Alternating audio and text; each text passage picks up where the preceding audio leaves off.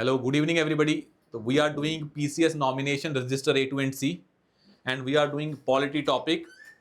कल वाली क्लास में we ended with emergency provisions because एक प्रेसिडेंट की पावर हमने पढ़ी थी कल लेजिस्लेटिव पावर, एक हमने पढ़ी थी judicial powers, and now we will study about the emergency powers of president. ये बड़ा इंपॉर्टेंट टॉपिक है, हम इसको डिटेल में पढ़ेंगे कि emergencies are of different types. पहली है national emergency, second है president rule, and the third one is financial emergency. We will discuss all these type of emergencies in detail क्योंकि इस पे क्वेश्चंस आने के चांसेस होते हैं बिकॉज जो फंडामेंटल राइट्स हैं they get harmed when we impose national emergency. तो now let's start with emergency topic. और आई होप हमें आपको ये पता होगा कि हम पढ़ रहे हैं प्रेसिडेंट की पावर्स. कल हमने पढ़ी थी लेजिस्लेटिव पावर्स, जुडिशियल पावर्स और एक है इमरजेंसी पावर्स. ये बड़ी इंपॉर्टेंट है and all these lectures are available on civils with Aakash YouTube channel. उस पर अलग से प्लेलिस्ट बनी हुई है PCS nomination register A2 and C. And हमारे पॉलिटी के I think today is the 13th lecture. 5 lecture और हैं, 5-6 जैसे भी होगा हम देख लेंगे. Then we will be done with the polity. हमें इसमें लोकल बॉडीज का टॉपिक अच्छे से करना है, वो हमें नहीं भूलना है. तो हम लास्ट में करेंगे लोकल बॉडीज का, उसमें से क्वेश्चन आते हैं. बाकी जो हमने किया है इट्स अ कॉम्प्रिहेंसिव तरीके से आपको समझा दिया है टॉपिक्स को. कुछ टॉपिक्स बड़े हैं, बचे हैं, वो करेंगे पूरे पहले हम. Then we will enter into the last topic, that is local bodies. Now let's start with the topic that is financial, national as well as president rule. Now let's start with that topic. अब हमने आपको कल बताया था कि president की होती हैं इमरजेंसी पावर्स और उस इमरजेंसी पावर्स में 3 हैं.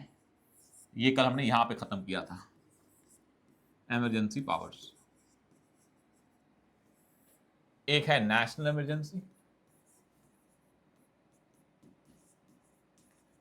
Under article 352, under article 352. One is president's rule, presidents rule under article 356, and one is financial emergency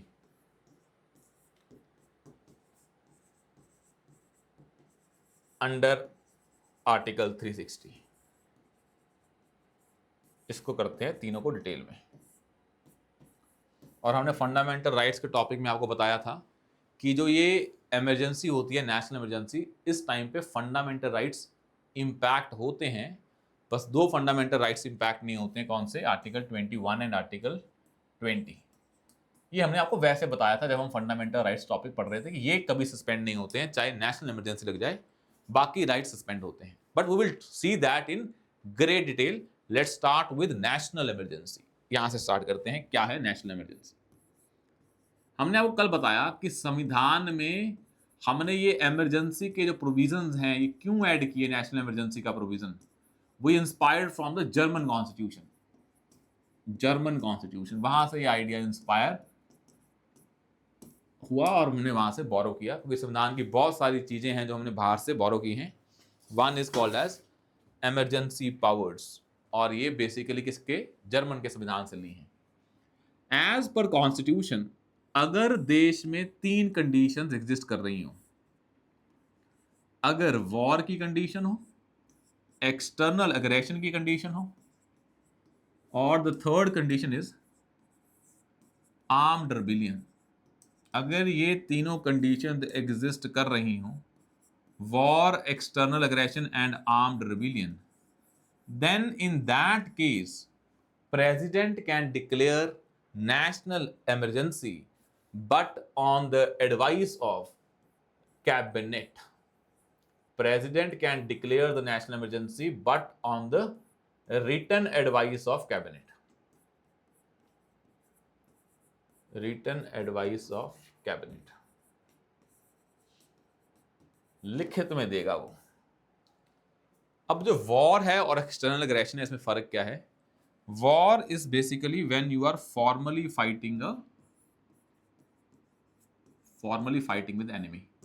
aggression है you have not declared a war formally but it is kind of a informal dealing with the aggression by the third party. Armed rebellion होता है when देश के लोग क्या उठा लें? हथियार उठा लें. ये होता है when external actor is involve, तो we can call it as external emergency. When it comes to armed rebellion, it is internal, so it is called as internal emergency.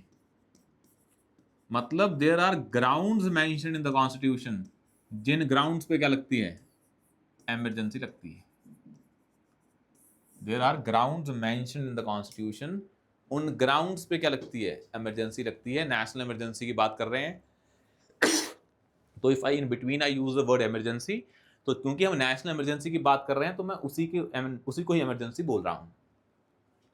अब बात आती है, हमने एक चीज पढ़ी थी कि हमारे संविधान में we followed the idea of separation of power. ये आपने सभी ने पढ़ा हुआ है कि हमारा संविधान एक प्रिंसिपल पे बेस्ड है, and that principle is called as separation of power. I hope you remember that. क्या है ये?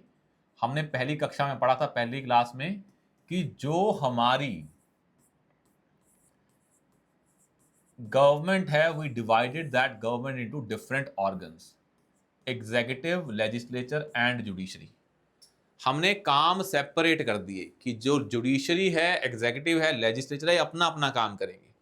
द काम या function of legislature is basically a law making काम.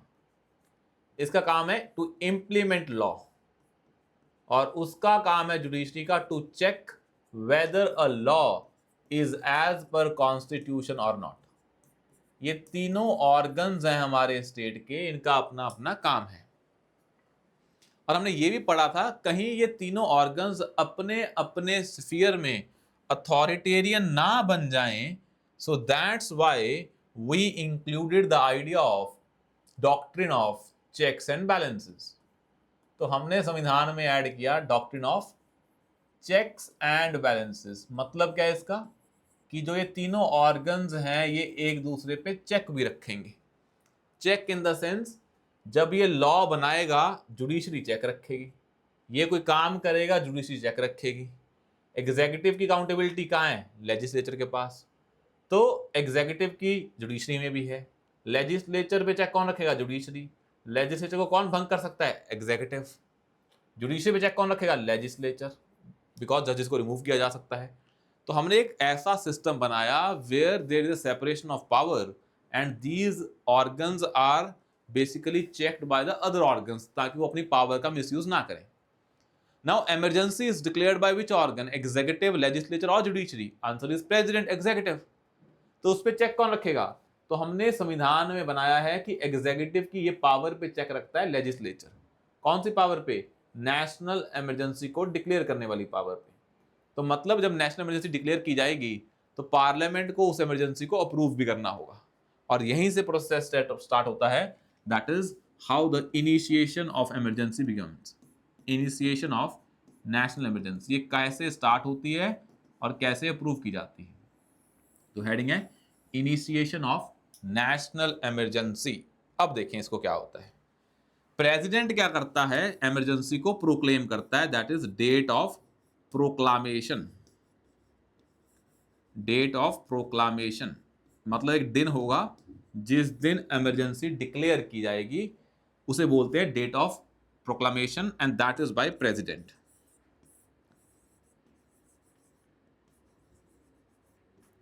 That is by president. अब लेट्स सपोज कि प्रेसिडेंट डिक्लेयर की 1 जुलाई को नेशनल इमरजेंसी. हमने वक्त दिया है कि विद इन 1 मंथ और 30 डेज, विद इन 1 मंथ और 30 days, parliament that is Lok Sabha plus Rajya Sabha has to approve the national emergency. दोनों हाउसेस को नेशनल इमरजेंसी अप्रूव करनी पड़ेगी.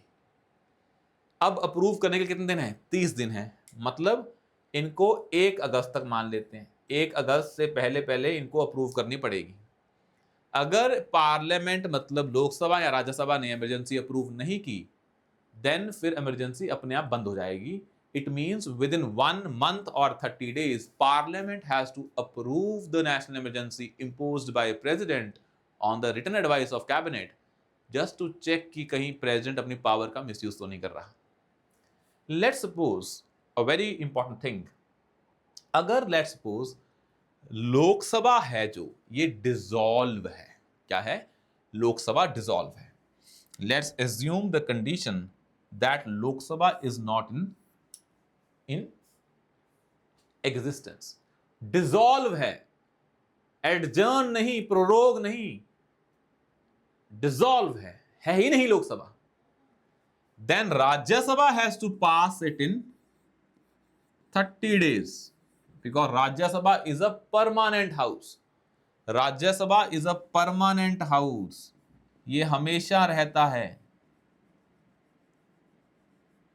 तो इसके ना होने पे तो क्वेश्चन ही नहीं उठता। ना होने का मतलब है डिसॉल्व है हाउस, ऐसा नहीं कि सेशन में नहीं है। To be very clear here, अगर राज्यसभा डिसॉल्व है, सॉरी लोकसभा डिसॉल्व है, राज्यसभा कभी डिसॉल्व नहीं होता है, राज्यसभा परमानेंट हाउस है।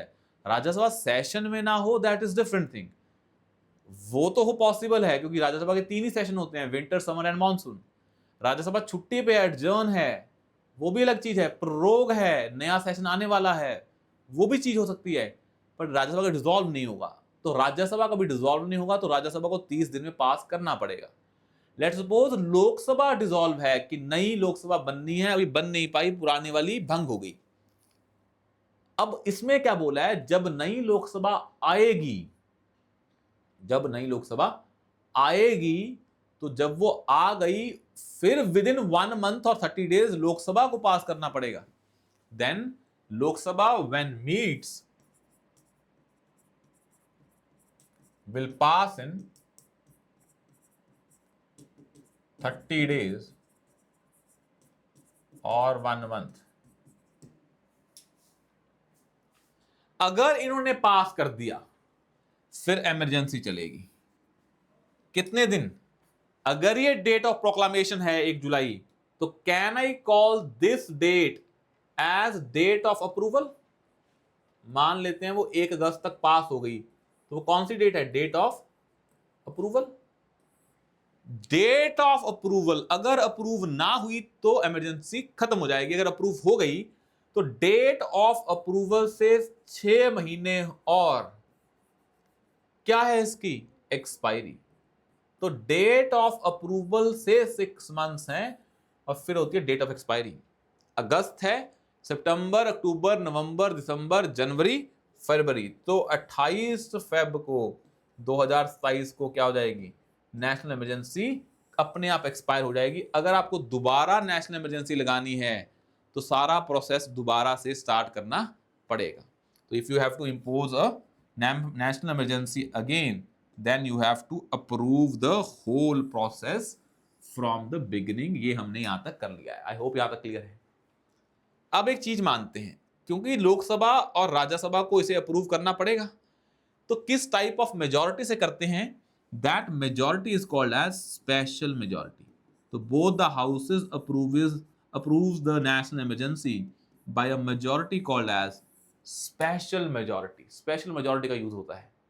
कौन से वाली स्पेशल मेजॉरिटी? हमने पढ़ाया था आपको कि एक होती है सिंपल मेजॉरिटी, जिसे नहीं देखा जाके पहला या दूसरा लेक्चर देखें, हमने वहां पे मेजॉरिटीज डिस्कस की थी।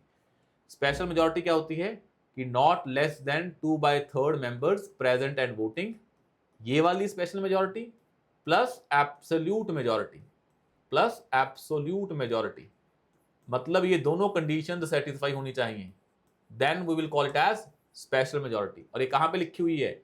ये आर्टिकल 368 वाली ही मेजॉरिटी है जो संविधान को बदलने में यूज होती है। तो इस मेजॉरिटी से पास करना पड़ेगा।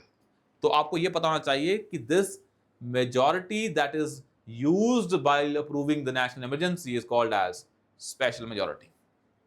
अब एक चीज देखें, अगर ये लग गई है इमरजेंसी, अगर किसी को लगे कि भाई इमरजेंसी गलत लगाई है, तो हमने पावर किसको दी है?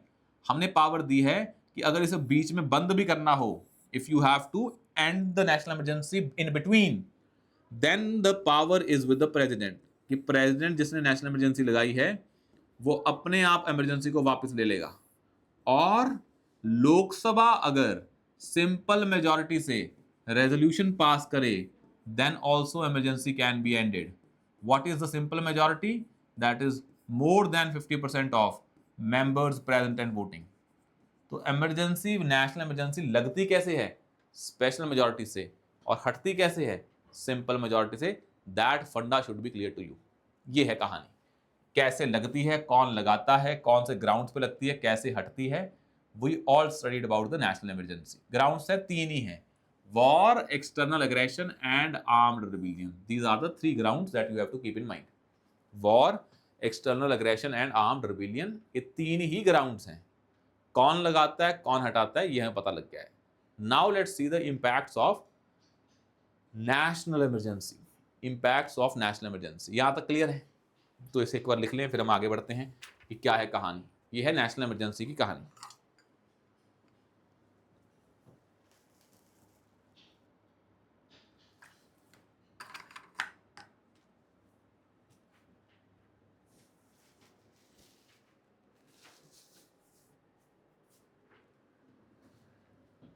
ठीक है, अब देखें इंपैक्ट्स ऑफ नेशनल इमरजेंसी। तो मैं इसको छोटा कर दूं ताकि हम इसी पे लिख दें क्या, नेशनल इमरजेंसी। तो यहीं पे हमने इधर छोटा कर दिया, जिसने देखना है तो इधर से देख ले भाई। हम अपना अगला पार्ट करते हैं, impacts of national emergency. Visible तो होगा, स्क्रीन को जूम कर लेंगे तो, पर हम पढ़ते हैं इंपैक्ट्स ऑफ नेशनल इमरजेंसी। अब देखें यहां पे,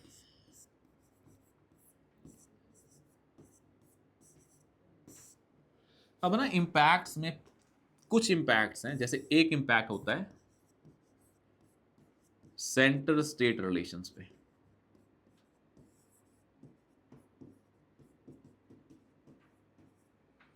एक इंपैक्ट होता है सेंटर स्टेट रिलेशंस पे, एक इंपैक्ट होता है फंडामेंटल राइट्स पे,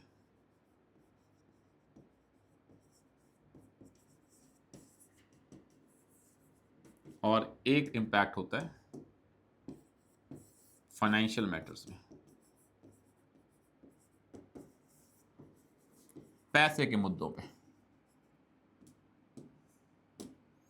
और जो सेंटर स्टेट रिलेशन, ये दो तरह के होते हैं, एग्जीक्यूटिव और दूसरा क्या होता है, लेजिस्लेचर। अब जब नेशनल इमरजेंसी लगती है, मुझे एक चीज बताएं, बस एक सिंपल सी, नेशनल इमरजेंसी के टाइम पे वॉर, एक्सटर्नल एग्रेशन और आर्म्ड रिबेलियन के केसेस में क्या देश को एक होने की जरूरत है? जब देश पे कोई आर्थिक और इंटरनल संकट आ रहा है, क्या देश को एक होने की जरूरत है? Answer is yes.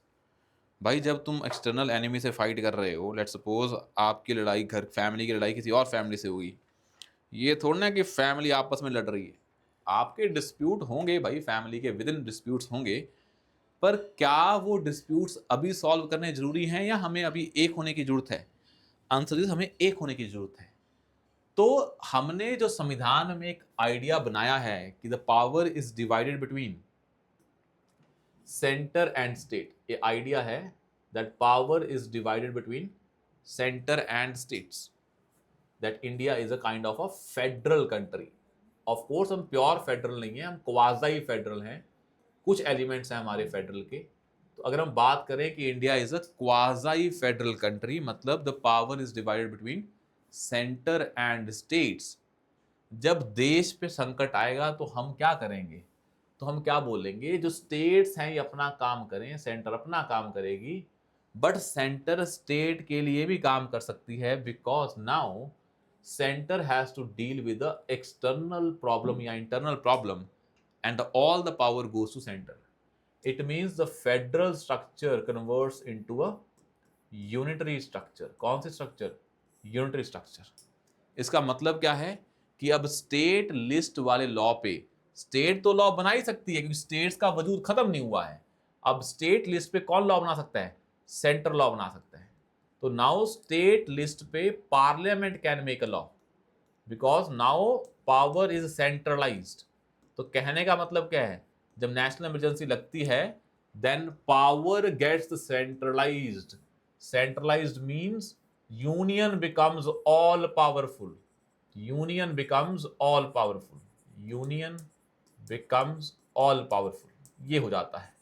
मतलब आप ये बोले कि सेंटर की सरकार की, मोदी जी की पावर और बढ़ जाएगी, स्टेट्स का वजूद खत्म हो जाएगा।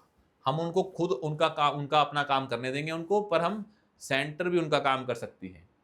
और जो ये पार्लियामेंट लॉ बनाएगा, the parliament can make a law on state list during national emergency, but ये लॉ की वैलिडिटी क्या होगी, जैसे ही इमरजेंसी खत्म हुई देन विद इन 6 मंथ्स,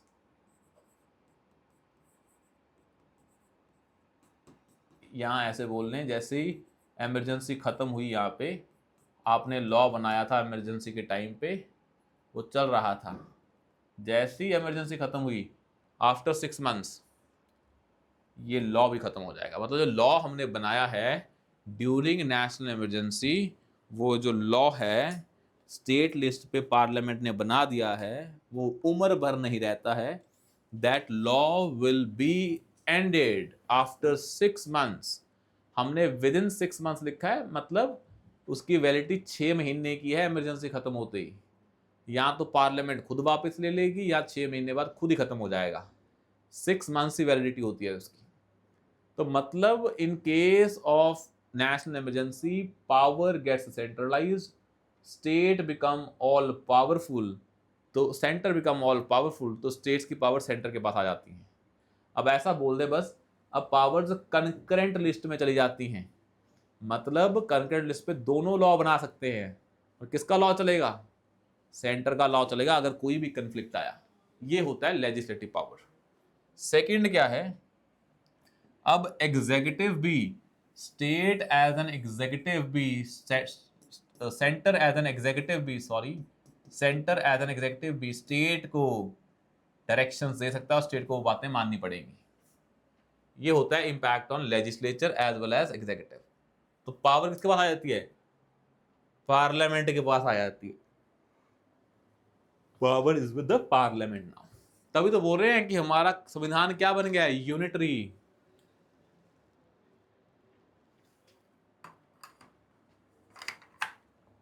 मतलब ड्यूरिंग नेशनल इमरजेंसी हमारा संविधान फेडरल नहीं रहता, क्या बन जाता है, यूनिटरी। और इसी टाइम पे एक कहानी आती है कि इसी टाइम पे फंडामेंटल राइट्स पे इम्पैक्ट पड़ता है। भाई देश जंग लड़ रहा है और आप कह रहे हो मुझे freedom of speech and expression चाहिए, अभी नहीं मिलना जरूरी है। आप कह रहे हो मुझे राइट टू एजुकेशन चाहिए, अभी वक्त है ना भाई। जब देश पे कोई आर्थिक संकट है या इंटरनल प्रॉब्लम है तो उस टाइम फंडामेंटल राइट्स को इंपॉर्टेंस नहीं देते हैं। हमने संविधान में एक चीज़ लिखी है कि फंडामेंटल राइट्स जो आर्टिकल 20 एंड 21 है, right to life and personal liberty, या एक और है right against conviction for offences, right for against conviction for offences, मतलब आपको भी राइट्स हैं, अगर आपको कन्विक्ट कर रहे हैं वहाँ भी आपके फंडामेंटल राइट्स हैं। ये तो कभी सस्पेंड नहीं होते हैं। When I using the word suspend, इसका मतलब ये है कि आपके फंडामेंटल राइट्स खत्म नहीं होते हैं, बस आपके फंडामेंटल राइट्स को इन्फोर्स करने के लिए कोर्ट की पावर खत्म हो जाती है। तो सस्पेंड नहीं होते हैं कौन से दो फंडामेंटल राइट्स, आर्टिकल 19 है वो अपने आप सस्पेंड हो जाता है अगर वो कौन से ग्राउंड पे लगा हो, वॉर और एक्सटर्नल अग्रेशन, ऑटोमेटिकली सस्पेंड।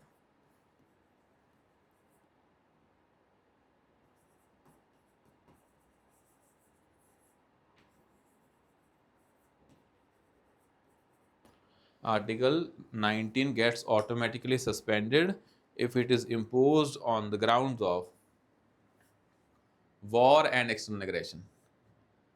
अगर हम बात करें आर्टिकल 19 की, अगर हमने वो किस ग्राउंड पे डिक्लेयर किया है, आर्म्ड रिबेलियन के, तो that is not automatically suspended. Automatically suspend नहीं होता है, but it can be suspended by president. President बोल के सस्पेंड कर सकता है। और जो बाकी फंडामेंटल राइट्स हैं अदर देन 19, 20 एंड 21 जो हमने पढ़ लिए हैं, these rights can be suspended by president. ये ऑटोमेटिकली सस्पेंड नहीं होते हैं, बाकी rights can be suspended bye centre या प्रेसिडेंट। तो 20-21 जाता नहीं है, 19 अपने आप चला जाता है अगर दो ग्राउंड्स पे लगा हो, वॉर और एक्सटर्नल अग्रेशन। अगर आर्म्ड रिबेलियन पे ग्राउंड पे लगा है तो सस्पेंड किया जा सकता है बट बाय प्रेसिडेंट। इसके अलावा, तीनों के अलावा, 19, 20, 21 के अलावा अगर कोई भी फंडामेंटल राइट है उसे सस्पेंड कौन कर सकता है? एग्जीक्यूटिव सस्पेंड कर सकता है। ये इंपैक्ट है फंडामेंटल राइट्स पे।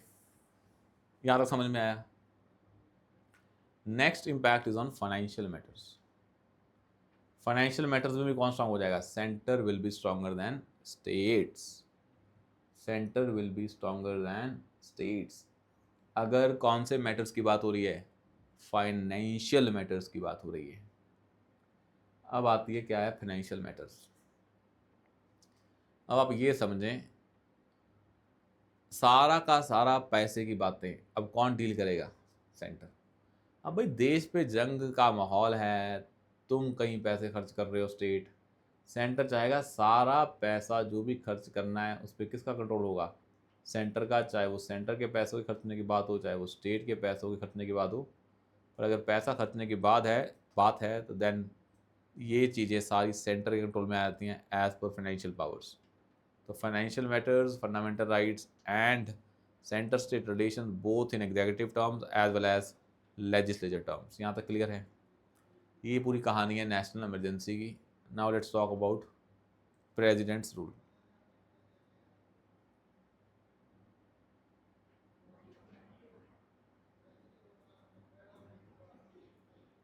Next topic is president's rule. अब करते हैं नेक्स्ट टॉपिक, प्रेसिडेंट रूल। यहां तक क्लियर है?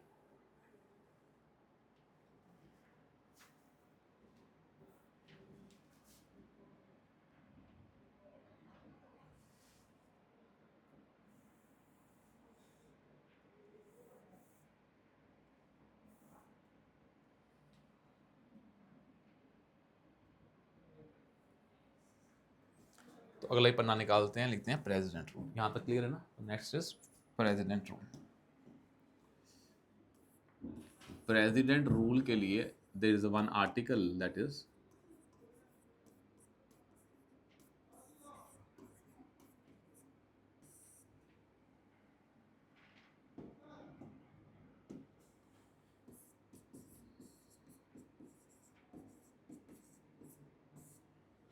आर्टिकल 356।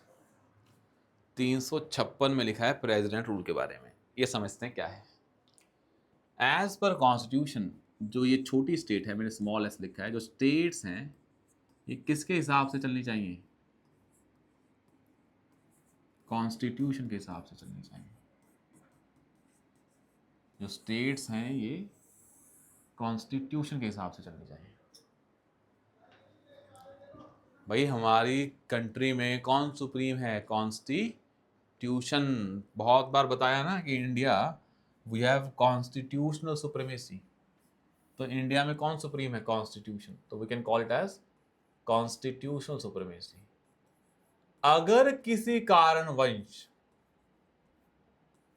स्टेट्स हैं जो वो संविधान के हिसाब से नहीं चल पा रही, तो कॉन्स्टिट्यूशनल सुप्रीमेसी इंप्लीमेंट नहीं हो रही, तो उस टाइम पे प्रेसिडेंट जो है खुद या गवर्नर के कहने पे प्रेसिडेंट क्या लगा सकता है? प्रेसिडेंट को। तो अगर प्रेसिडेंट को लगता है कि स्टेट संविधान के हिसाब से नहीं चल रही, या गवर्नर उसे बताता है कि ये संविधान के हिसाब से नहीं चल रही, तो राष्ट्रपति in both the cases can impose national emergency. But ground क्या है?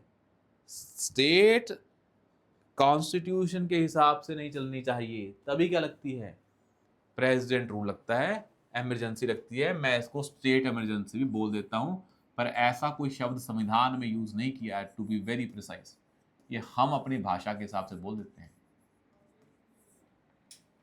अब आपको पता है कि जब प्रेसिडेंट रूल लगाओगे तो सेंटर किस पे हावी हो जाएगी? स्टेट पे। मतलब सेंटर स्टेट पे काम कर रही है, मतलब स्टेट का वजूद खत्म हो जाएगा। इन नेशनल इमरजेंसी स्टेट्स अपना काम कर रही थी, सेंटर के पास उसका काम करने की पावर आ गई थी। क्या स्टेट्स खत्म हो गई थी? नो। सेंटर भी अपना था, स्टेट भी अपनी थी, दोनों अपना काम कर रहे थे और सेंटर स्टेट का काम भी कर रहा था, मतलब स्टेट पे इनडायरेक्टली किसका कंट्रोल आ गया था? सेंटर का कंट्रोल आ गया था। Are you okay with that? अब सेंटर और स्टेट में लेट्स सपोज दैट जो सेंटर है, जो स्टेट है, जब प्रेसिडेंट रूल लगता है तो स्टेट खत्म हो जाती है, इन सेंस में कि जो उसका चीफ मिनिस्टर है और काउंसिल ऑफ मिनिस्टर है वो खत्म हो जाते हैं, और जो हमारी असेंबली है वो या तो खत्म हो जाएगी या क्या हो जाएगी? सस्पेंड हो जाएगी। दो पॉसिबिलिटी है। तो जो इन case of national emergency, the important thing is this कि उस टाइम पे जो स्टेट्स हैं वो एग्जिस्ट कर रही होती हैं, बस सेंटर जो है वो स्टेट्स पे भी काम कर सकती है, इतना आपको पता है। But in case of president rule, state जो है वो खत्म हो जाती है। जब मैं बोल रहा हूं स्टेट खत्म हो जाती है, इसका मतलब क्या है? जो एग्जीक्यूटिव है वो खत्म हो जाता है, और जो असेंबली है या तो वो खत्म हो जाती है या सस्पेंड हो जाती है। पर कुछ भी हो, चाहे सस्पेंड हो, चाहे डिसॉल्व हो, चाहे वो काउंसिल ऑफ मिनिस्टर खत्म हो, मतलब स्टेट के पास कोई भी मशीनरी नहीं है अपना काम करने की, then states comes under the rule of president. President का मतलब ये नहीं है प्रेसिडेंट खुद काम कर रहा होगा। I told you in the beginning, every decision is taken by prime minister and his council of ministers on every issue, not the president himself और हरसेल्फ। यहां तक क्लियर है? अब हम देखते हैं क्या क्या इंपैक्ट पड़ते हैं और कैसे कैसे प्रेसिडेंट रूल लगाया जाता है। First we will see the how the president rule is imposed. First we will see how the president rule is imposed. इसको देखते हैं। जैसे वहां पढ़ा था ना डेट ऑफ अप्रूवल, जैसे यहां हमने पढ़ा था ना, इसमें हमने कहानी पढ़ी थी, that is date of approval. ये कड़ी थी ना हमने कहानी, ये डेट ऑफ अप्रूवल वाली, ये date of approval, date of proclamation, ये एक्सपायरी डेट, सेम कहानी कहाँ पे? यहाँ पे है in case of president's rule. तो आगे आते हैं और देखते हैं यहाँ पे डेट ऑफ अप्रूवल। पहला आएगी डेट ऑफ प्रोक्लामेशन, अप्रूवल तो बाद में आएगा ना, पहला आएगा डेट ऑफ प्रोक्लामेशन। फिर क्या होता है? Date of approval,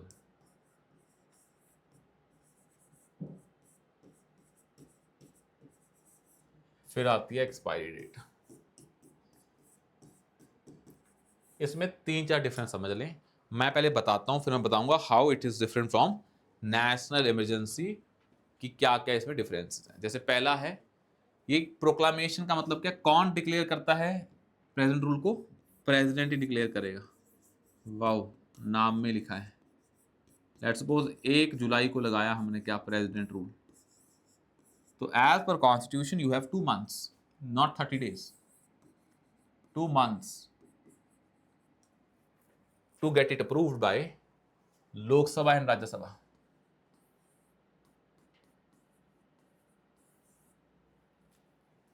Lok Sabha and Rajya Sabha दोनों को पास करनी है। कौन सी मेजोरिटी से? Not special majority. पहला क्या है? पहला डिफरेंस क्या है?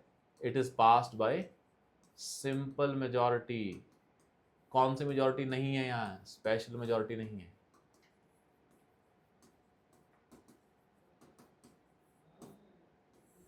पहला डिफरेंस। दूसरा, यहाँ 1 month नहीं है, क्या है? 2 months। और let's suppose Lok Sabha Rajya Sabha, Lok Sabha session में नहीं है। सेशन में नहीं है मतलब डिसॉल्व है, मतलब सेशन में नहीं है मतलब मैं कहना ये चाह रहा था कि मान लो लोकसभा डिसॉल्व है, सेशन छोड़ दें, मतलब है ही नहीं, सेशन में नहीं है मतलब वो प्रोरोग है, ये भी हो सकता है। पर मैं कह रहा हूँ जो लोकसभा है ही नहीं है, ये बेटर वर्ड क्या है? ही नहीं है। अगर लोकसभा डिसॉल्व है देन राज्यसभा को ये पास करना पड़ेगा विद इन 2 months, और जो नई लोकसभा बन के आएगी उसको पास करना पड़ेगा विद इन 30 days और 1 month। मतलब in the mean time Rajya Sabha को पास करना पड़ेगा विद इन 2 months, और अगर लोकसभा डिसॉल्व है, नहीं है ही नहीं है, then Lok Sabha has to pass within 30 days after the Lok Sabha is reconstituted again. दोबारा बन के आएगी तो 30 दिन में पास करना पड़ेगा। अब बात आती है सर यहाँ सिंपल मेजोरिटी है, स्पेशल नहीं है, यहाँ 2 महीने है, 1 महीना नहीं है। मान लो ये अप्रूव ना कर पाए लोकसभा राज्यसभा तो प्रेसिडेंट रूल खत्म हो जाएगा 2 महीने तक ही चलेगा। और अगर मान लो अप्रूव कर दी, then from the date of approval it will extend for 4 months.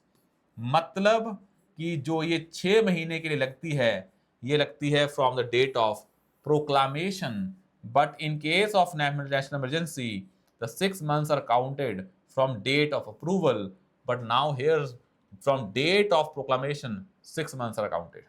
Starting से लेकर लास्ट तक 6 months है।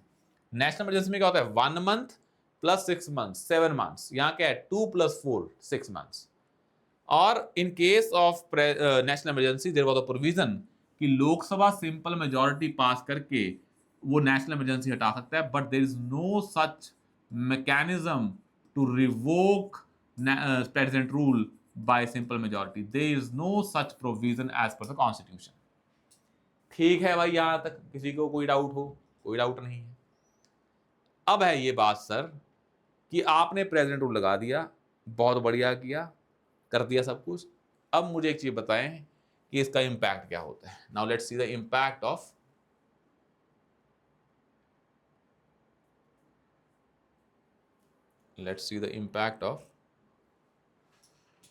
President rule.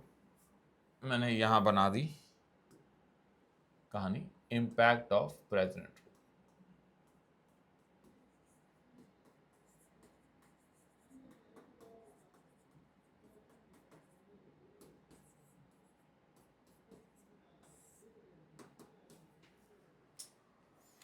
क्या है इंपैक्ट ऑफ प्रेसिडेंट रूल?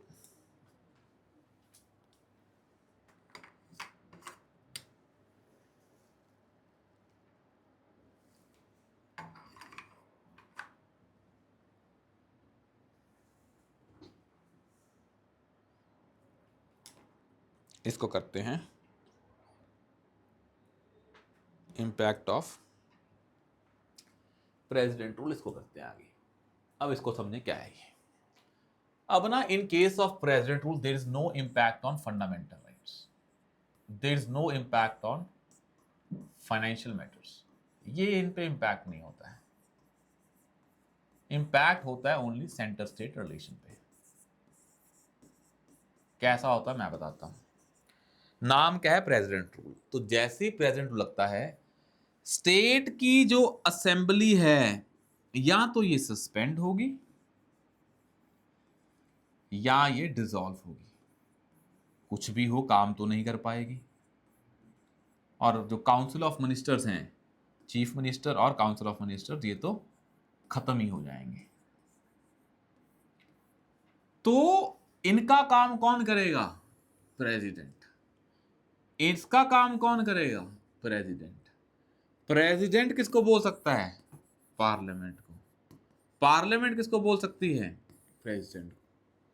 मतलब अगर स्टेट असेंबली है ही नहीं, मतलब डिसॉल्व है या सस्पेंड है, इन दोनों केसेस में वो काम तो नहीं कर पाएगी। तो फिर स्टेट में बिल बनाने का काम कौन करेगा? प्रेसिडेंट करेगा। प्रेसिडेंट ये काम पार्लियामेंट को दे सकता है और पार्लियामेंट बाद में प्रेसिडेंट को दे सकती है। तो रूल किसका है? प्रेसिडेंट का रूल है। आया समझ में यहां तक? और जो लॉ बनेंगे प्रेसिडेंट रूल के टाइम पे, ये चलते रहेंगे even after the expiry of president rule. ये चलते रहते हैं लंबे टाइम तक, इन्फिनिटी तक। हाँ, असेंबली रेजोल्यूशन पास करके इनको खत्म भी कर सकती है या चलते रहने भी दे सकती है, ये उसकी मर्जी है। This is the impact on centre state relations. हाँ, यहाँ पे स्टेट होती ही नहीं है in case of president rule, और in case of national emergency state होती है, अपना काम भी कर रही होती है, पर उसका काम सेंटर भी कर सकता है। That is the difference. आया समझ में कि नहीं? ये क्लैरिटी होनी चाहिए आपको, क्या है प्रेसिडेंट रूल और क्या है ये। अब ना एक चीज देखें, लेट्स सपोज कोई भी स्टेट संविधान के हिसाब से नहीं चल रही है, तो हमने क्या किया, उनके काउंसिल ऑफ मिनिस्टर हटा दिए, इनके बिहाफ पे कौन आ गया? प्रेसिडेंट। प्रेसिडेंट मतलब nothing but prime minister and council of minister. Prime minister and council of ministers. Prime minister and council of ministers. तो कहने का मतलब क्या है कि जैसे ही आपने प्रेसिडेंट रूल लगाया, स्टेट और स्टेट मतलब सीएम और काउंसिल ऑफ मिनिस्टर हट गए, कौन आ गया पावर में? प्रेसिडेंट पावर में आ गया, मतलब पीएम और काउंसिल ऑफ मिनिस्टर पावर में आ गए स्टेट में। असेंबली सस्पेंड भी हो सकती है, डिसॉल्व भी हो सकती है। अब मान लो असेंबली आपने सस्पेंड कर दी, फिर तो ठीक है। लेट्स सपोज आपने डिसॉल्व कर दी, फिर तो नहीं आएगी असेंबली अब इलेक्शन होके। अगर आपने असेंबली डिसॉल्व कर दी फिर तो नहीं आएगी ना। और लेट्स सपोज जब आपने प्रेसिडेंट रूल डिक्लेयर किया था, प्रोक्लेम किया था, और 2 महीने के अंदर अंदर ये पास नहीं हुआ, मान लो विद इन 2 मंथ्स ये पास नहीं हुआ, तो आपने तो असेंबली डिसॉल्व कर दी और बाद में बोला सॉरी प्रेसिडेंट रूल लगा ही नहीं। तो सुप्रीम कोर्ट ने बोला आप असेंबली डिसॉल्व नहीं करोगे जब तक इसको कौन अप्रूव नहीं करता, पार्लियामेंट अप्रूव नहीं करता, बोथ लोकसभा एंड राज्यसभा। तुम कोई भी इरिवर्सिबल काम नहीं करोगे। कब तक? जब तक तुम प्रेसिडेंट रूल को पहले अप्रूव नहीं करा देते। पता लगे आपका अप्रूव हुआ नहीं है, आपने सारा काम कर दिया, वो काम इरिवर्सिबल है, अब वो बाद में चेंज ही नहीं हो सकते हैं। तो सुप्रीम कोर्ट की ये जजमेंट है। और दूसरा उसने बोला जनरली प्रेसिडेंट रूल कब लगता होता है, लेट्स सपोज जो चीफ मिनिस्टर और काउंसिल ऑफ मिनिस्टर्स हैं, इनको अगर पावर में आना है तो इनके पास मेजोरिटी होनी चाहिए। कौन से वाली? I told you in the second class, absolute majority. भाई उनके पास बहुमत होना चाहिए। किसका बहुमत होना चाहिए? जो असेंबली है, मतलब असेंबली की जो स्ट्रेंथ है उसका हाफ से ज्यादा नंबर उसके पास होना चाहिए। अब मान लो भाई किसी भी सीएम और काउंसिल ऑफ मिनिस्टर जो बने थे उनके पास जो नंबर था अब नहीं है, वो मतलब वो अपनी असेंबली में कॉन्फिडेंस इंजॉय नहीं कर रहे हैं, बिल्कुल नहीं कर रहे हैं। क्योंकि संविधान के हिसाब से चलना है तो मेजोरिटी लेके आनी पड़ेगी, बिल्कुल लेके आनी पड़ेगी। पर आप लेके नहीं आए हैं तो मतलब आप संविधान के हिसाब से नहीं चल रहे हैं, बिल्कुल नहीं चल रहे हैं। तो क्या करें कि आप संविधान के हिसाब से चलें? तो हमने बोला कि हम आपको आप पे प्रेसिडेंट रूल लगा देते हैं। पर कोर्ट ने बोला कि भाई उसके पास नंबर है या नहीं है, वो कैसे डिसाइड करोगे? क्योंकि अगर आपने डिसाइड कर लिया नंबर नहीं है और लगा दिया प्रेसिडेंट रूल, तो फिर तो स्टेट के काउंसिल ऑफ मिनिस्टर खत्म ही हो गए ना। तो आपको ये नंबर है या नहीं है, ये कहां पे डिसाइड करना पड़ेगा? That thing you have to decide on the floor of the house. तो जो हाउस है उसके फ्लोर पे डिसाइड करोगे कि कॉन्फिडेंस है या नहीं है। ये जो गवर्नर है, ये कॉन्फिडेंस जो है सीएम एंजॉय कर रहा है कि नहीं कर रहा है, ये कहां डिसाइड करेगा? Floor of the house. फिर हम देखेंगे कि भाई प्रेसिडेंट रूल लगाना है कि नहीं लगाना है। तो ये एक कंडीशन हो गई। और जनरली क्या होता है, जो गवर्नमेंट सेंटर पे होती है मान लो, और उसकी जो राइवल पार्टी है वो स्टेट में गवर्नमेंट बना के बैठी है, तो सेंट्रल गवर्नमेंट गवर्नर के through, because governor is appointed by the president, president means central government, तो फिर सेंट्रल गवर्नमेंट स्टेट गवर्नमेंट को तंग करती है कि भाई हम तुम्हें गिरा देंगे और क्या लगा देंगे? President rule. प्रेसिडेंट मतलब जो गवर्नमेंट पावर में है सेंटर में, और जो स्टेट में है वो आपस में राइवल्स में है। तो ये प्रॉब्लम होती है। तभी क्या कहते हैं, प्रेसिडेंट रूल को सही से लगाना चाहिए, because president rule is against the idea of federalism, national emergency is against the idea of federalism. क्यों? क्योंकि इनसे क्या होता है, स्टेट की पावर खत्म हो जाती है और सेंटर की पावर बढ़ जाती है। I hope you will understand that. Clear है यहां तक? Now let's talk about the next thing that is called as financial emergency. ये हमने पढ़ा था स्टेट नेशनल इमरजेंसी, ये हमने पढ़ा था president rule. Now let's talk about financial emergency, third one. और यहाँ जो ये कहानी 356 की थी प्रेसिडेंट रूल की, और 352 थी नेशनल इमरजेंसी की। Now let's talk about financial emergency which is mentioned under article 360।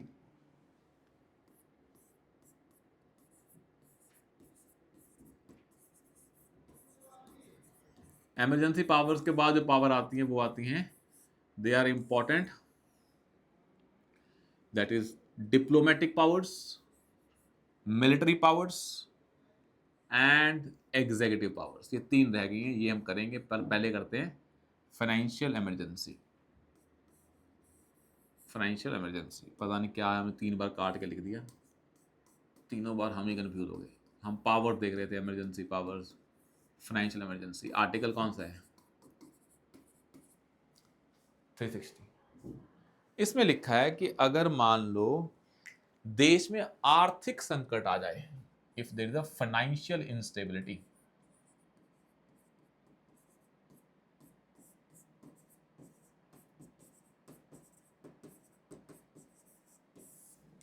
if there is a financial instability in India or any part of India, आर्थिक संकट आ जाए। जब आर्थिक संकट आ रखा है भाई, तो तुम ट्राई करोगे ना कि पैसों का सही इस्तेमाल करें,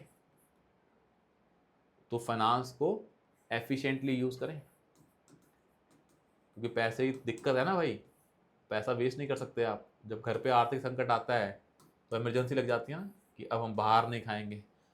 जैसे आप हैं, आप पॉकेट मनी लेते हैं, घर से पढ़ते हैं, पर आप तो नहीं पढ़ते होंगे, एग्ज़ाम तो जॉब वाले हैं, पर आप फैमिली वाले होंगे, तो घर पे आर्थिक संकट आ जाए तो फिर आप क्या करते हैं, पैसे का सदुपयोग स्टार्ट कर देते हैं कि भाई अब हम घूमने नहीं जाएंगे 2 महीने क्योंकि आर्थिक संकट है।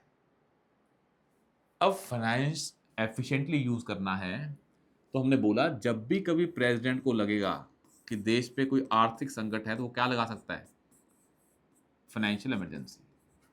और ये भी सेम होती है, ये क्या होती है, इसको कौन डिक्लेयर करता है, प्रेसिडेंट। इसके लिए भी क्या है, date of proclamation. Let's suppose 1 जुलाई को लगी, तो हमने दिए हैं कि जब ये लग गई डेट ऑफ प्रोक्लामेशन, तो आपको इसे अप्रूव करना है within 2 months, date of approval. कौन करते हैं, दोनों हाउसेस करते हैं। कैसी मेजॉरिटी से, सिंपल मेजॉरिटी से। तो you have to approve the financial emergency within 2 months। तो मतलब 1 जुलाई, 1 अगस्त और 1 सितंबर। हमें ऐसे को लग रहा है हमने यहाँ पे अगस्त ही लिख दिया था, नहीं यहाँ पे लिखा ही ना हमने, तो 1 जुलाई को लगी थी और यहाँ पे क्या आएगा, 1 सितंबर। और एक्सपायरी कब होगी, अक्टूबर, नवंबर, दिसंबर, जनवरी, दैट इज 31 जनवरी। ये है, तो यहाँ पे क्या होगा, सितंबर। फिर ये चलती रहेगी अनलिमिटेड टाइम के लिए, और कभी भी प्रेसिडेंट इसको रिवोक कर सकता है। तो फाइनेंशियल इमरजेंसी कौन लगाता है, प्रेसिडेंट ही लगाता है। विद इन 2 months इसको अप्रूव करना होता है by both the houses bye simple majority. एक बार अप्रूव कर दो फिर ये चलती रहती है, अपने आप एक्सपायर नहीं होती है। प्रेसिडेंट कभी भी रिवोक कर सकता है। जो प्रेसिडेंट रूल था उसको भी कौन रिवोक करेगा, प्रेसिडेंट करेगा। लोकसभा के पास पावर नहीं है रिवोक करने की, सिर्फ नेशनल इमरजेंसी है जो लोकसभा रिवोक कर सकता है। ये है प्रोसेस। और इस टाइम क्या होता है, जो फाइनेंशियल इमरजेंसी लग जाती है, इसमें क्या हुआ, जो भी पैसे की चीजें हैं वो किसके कंट्रोल में आ जाएंगी। तो इन केस ऑफ फाइनेंशियल इमरजेंसी, जो भी सारा पैसे का मामला है, फाइनेंशियल इमरजेंसी जो भी सारा पैसे का मामला है वो सारा सेंटर के कंट्रोल में आ जाएगा। मतलब सेंटर बोलेगी स्टेट्स को कि जो तुम्हारे मनी बिल हैं, पैसे खर्चने वाले बिल हैं, वो किसके पास रिजर्व कर दो, मेरे पास रिजर्व करो। तो सेंटर स्टेट को बोलेगी जो तुम पैसे खर्चने वाले बिल लेके आ रहे हो, बिल, वो सारे बिल मेरे पास ले आओ, मैं डिसाइड करूंगी कितना पैसा खर्च करना है। भाई स्टेट को सेंटर को पैसा देना होता है, बिकॉज सॉरी, सेंटर को स्टेट को पैसा देना होता है, क्योंकि जो सेंटर है वो बहुत ज़्यादा टैक्स कलेक्ट करती है, उसकी पावर बहुत है टैक्स कलेक्ट करने की। इनकम टैक्स किसके पास है, सेंटर के पास। कॉर्पोरेट टैक्स किसके पास है, सेंटर के पास। यही मेन टैक्स हैं। अब ये टैक्स सेंटर इकट्ठे करती है और वो पैसा किसको देती है, स्टेट को, थ्रू फाइनेंस कमीशन। ये फाइनेंस कमीशन है जो आर्टिकल 280 में है, ये बताता है कि किसको कितना पैसा देना है सेंटर से स्टेट तक। अब जब फाइनेंशियल इमरजेंसी लगी हुई है, सेंटर ये पैसा देने से मना भी कर सकती है, और सेंटर स्टेट को ये भी बोल सकती है कि अपने एम्प्लॉयज़ को पैसा ना दो, स्टेट एम्प्लॉयज़ को। मतलब सरकार सेंटर स्टेट को बोल सकती है कहाँ पैसा खर्च करना है, कहाँ नहीं करना, मेरे से पूछो, और बोल सकती है मैं तुम्हें पैसा नहीं दूंगी। तो ये सारा कुछ, मतलब जो भी पैसे की चीज़ें हैं वो कंट्रोल आ जाती है सेंटर के, पैसा कब खर्चना है, नहीं करना, रोक सकना है, सब पावर आ जाती है प्रेसिडेंट के पास। This is called as financial emergency. यहाँ तक क्लियर है। तो this is called as financial emergency. तो क्या फाइनेंशियल इमरजेंसी में फंडामेंटल राइट्स इंपैक्ट होते हैं, नहीं होते हैं।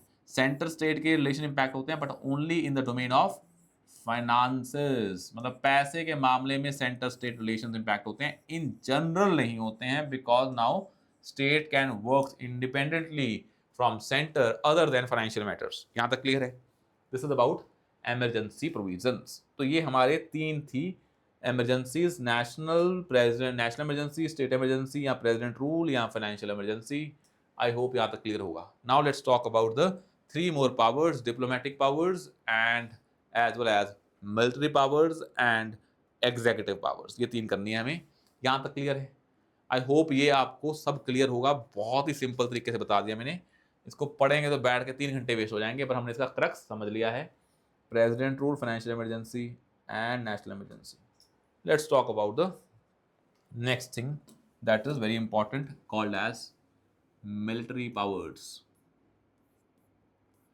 मिलिट्री पावर्स ये समझ लें, president is a head, chief of command of all the forces, armed forces, army, navy and air force. ये आर्म्ड फोर्सेस जो हैं, ये आर्म्ड फोर्सेस जो हैं,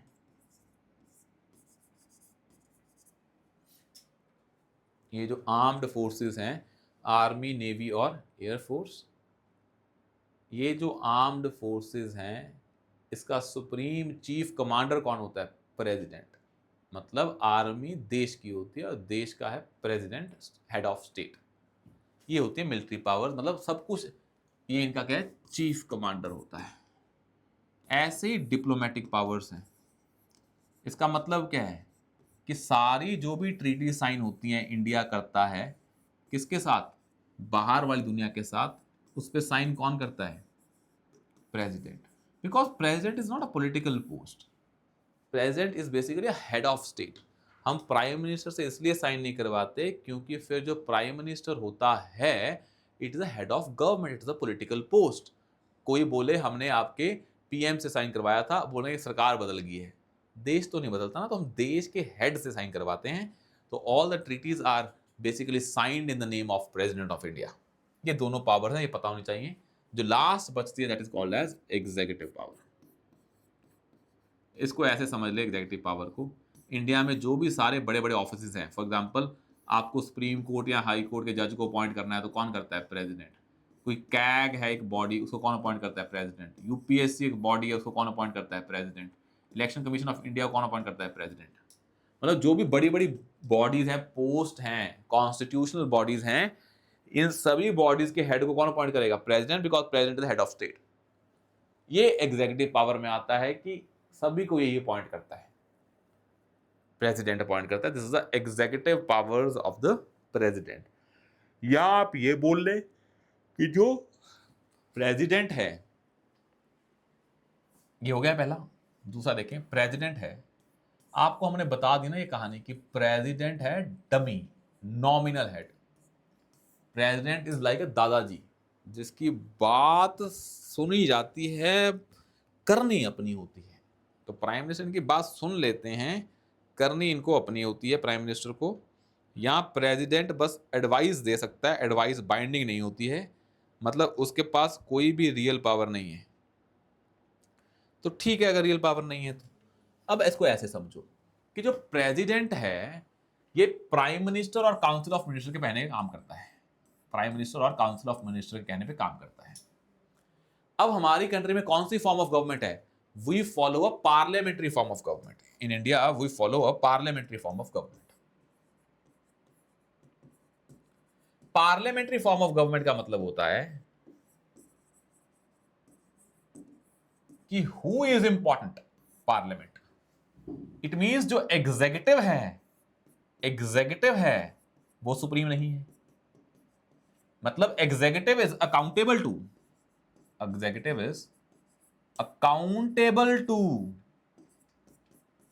पार्लियामेंट।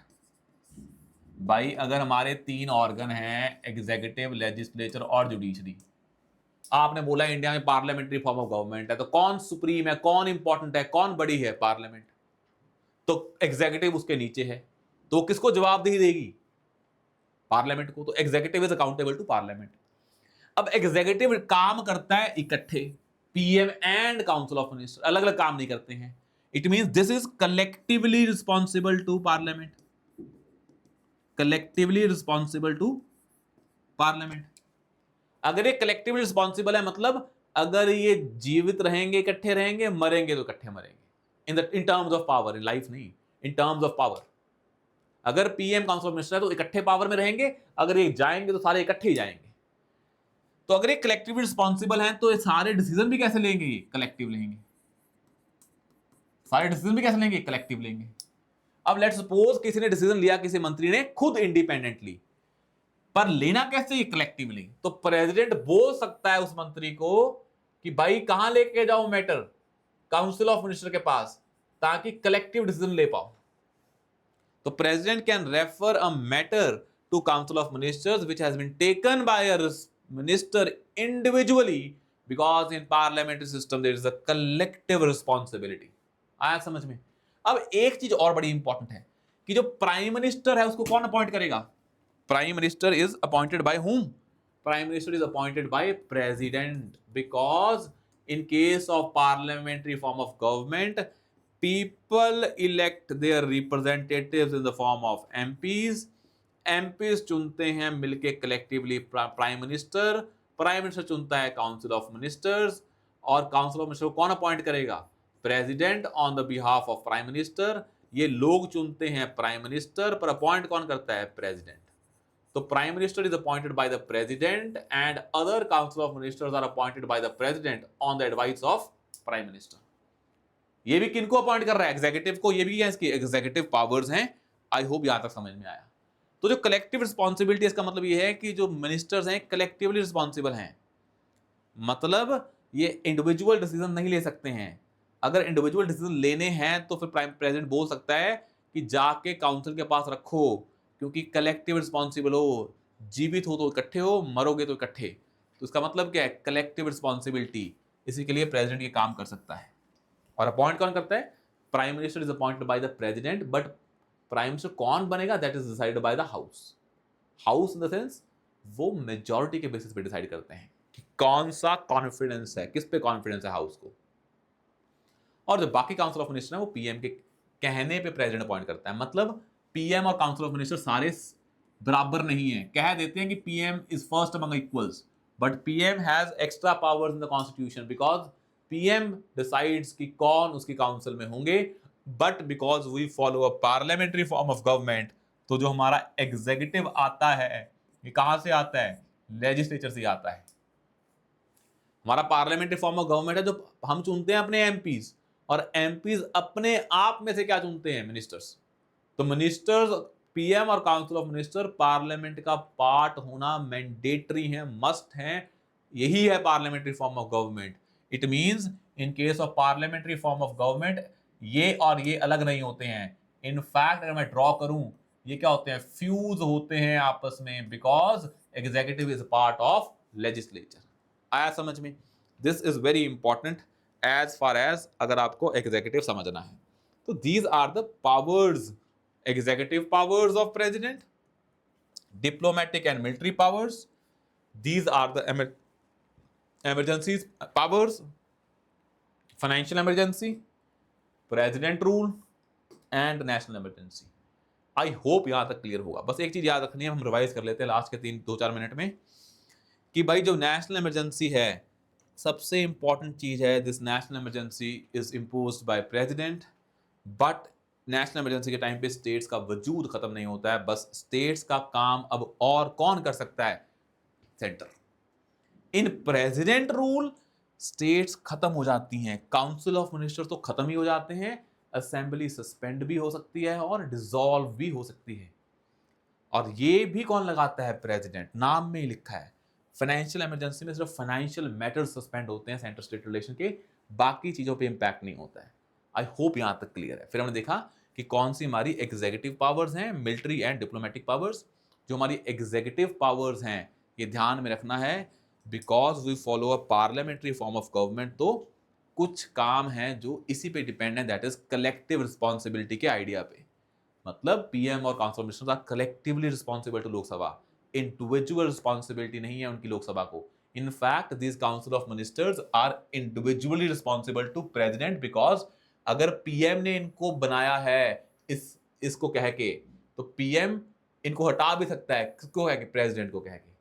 तो council of ministers are individually responsible to president, but they are collectively responsible to Lok Sabha.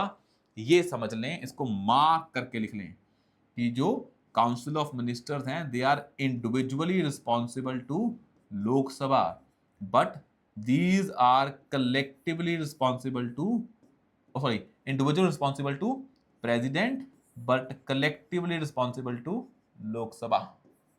This is the key principle जो आपको याद रखना है। तो प्राइम मिनिस्टर होम मिनिस्टर को हटा सकता है, किसको बोल के? प्रेसिडेंट को बोल के। बट ये सारे हटेंगे कब? जब कौन बोलेगा? लोकसभा। आई होप यहां तक चीजें क्लियर होंगी।